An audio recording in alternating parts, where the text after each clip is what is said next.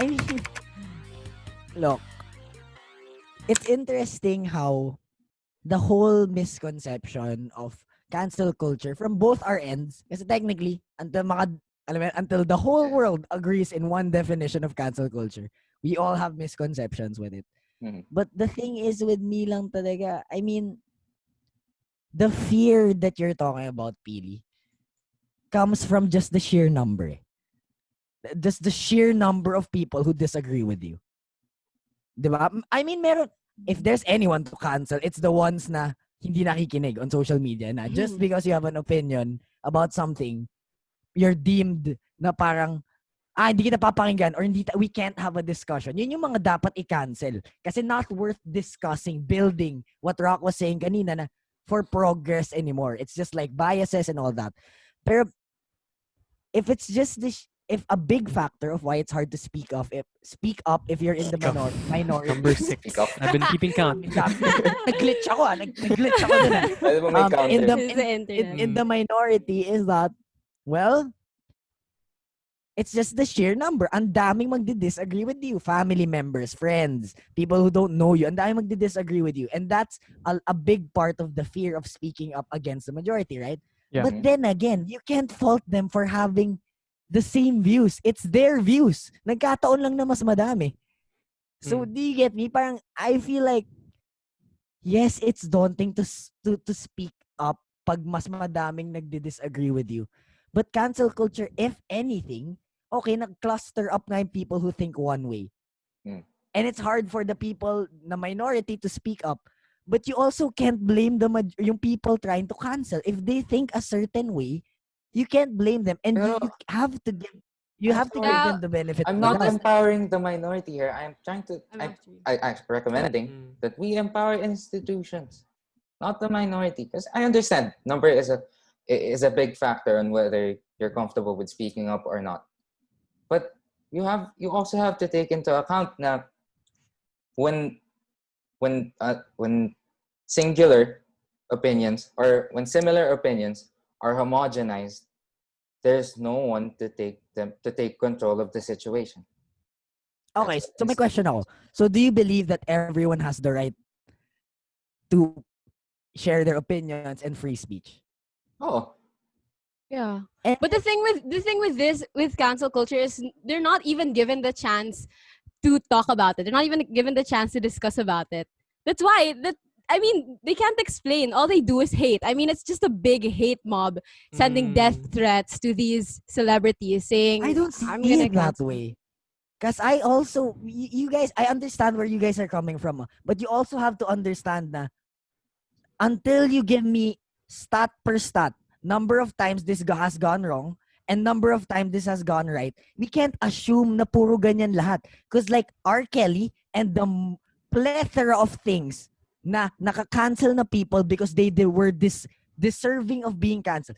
Abusers, like war addicts, drug abusers, mga really nasty people na madami rin naka-cancel until you can prove to me na sobrang maliit lang yun na percentage, and a vast majority is people na cancel without walang facts involved, as in natripan lang i-cancel.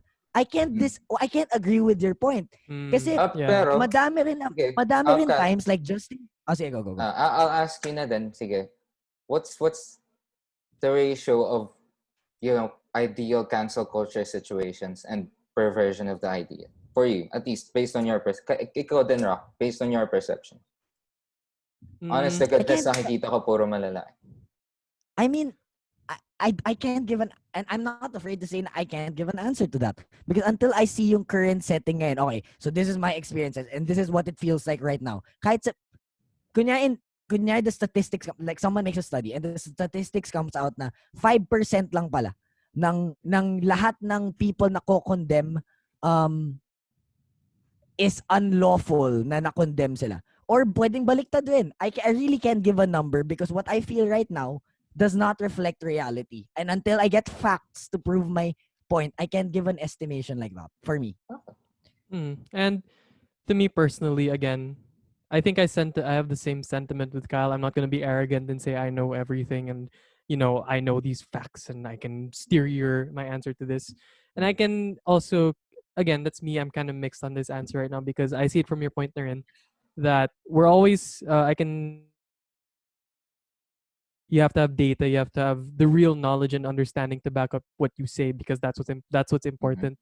And then the intent of why you asked that, Pili, which is actually I want to can you repeat that one more time so that the audience, if they want to think on it for a bit too, they can answer one more Okay. time. My question was actually sorry, I wasn't asking for numbers. I was asking you for your general perception on the matter. Kung Mm, anong napapansin yung nangyayari. mm, Because the reason why I asked is that if a lot of you say otherwise, edi I'm happily proven wrong. Na baka mali lang yung tinitingnan ko. mm. And so in that response to that, in Same, my same. vein, By the way, kung nalaman ko na mas madami talaga nakaka-cancel, kasi it doesn't feel like that to me. Sa lahat mm, na nakikita ko nakaka-cancel is talagang dapat na-cancel sila. mm. Mm. It seems as though to Cancel. what I answer to you, for my answer to you, it's all about perspective. And from where I land right now and where my 2 feet are right now, I can safely say that for as much as I've seen on the bad end of it, and there's a lot. Like if you go way beyond YouTube, it gets really bad. I Mm. can also safely say that for as recent as Will Smith, going all the way back to when I was a kid on YouTube, just surfing things, when I grew up with Twitter, I think it's safe to say that the experiences I've seen as well, they can constitute my belief that the culture itself has always been something that was present, that something that kind of really grew alongside the culture of social media, and that I'm not gonna say if it was how do you say this word, if it was inevitable or not, but I think it's just safe to say it was bound to be normalized, and I'm with the crowd that believes as long as we continue to never how do I say this, never standardize it too much or to never try to box it in too much. If we at least try to give Never ourselves stop. never stop Stop. never stop to develop as an online culture itself, I truly do believe, I guess to simply say, if we're left alone, I feel like we can figure it out as long as we can also understand the collateral. With moving forward now, since we don't know what's happening or what's going to happen now moving forward, being online all the time, how do you think this is going to go? Like, do you feel as though, as because we've discussed now the basis of cancel culture, and moving forward, like, where do you think this online space is going to take it? Or at least with your own perspectives, how far do you think this whole situation is going to go? Like, give me that good, just one stop. Mm. Want to see your whole discussion? Visit our YouTube channel linked in the caption to catch more weekly episodes and other videos. Visit our Spotify account to tune into the podcast. And is there anything you want us to talk about? Comment down below and we'll make sure to hear you guys out.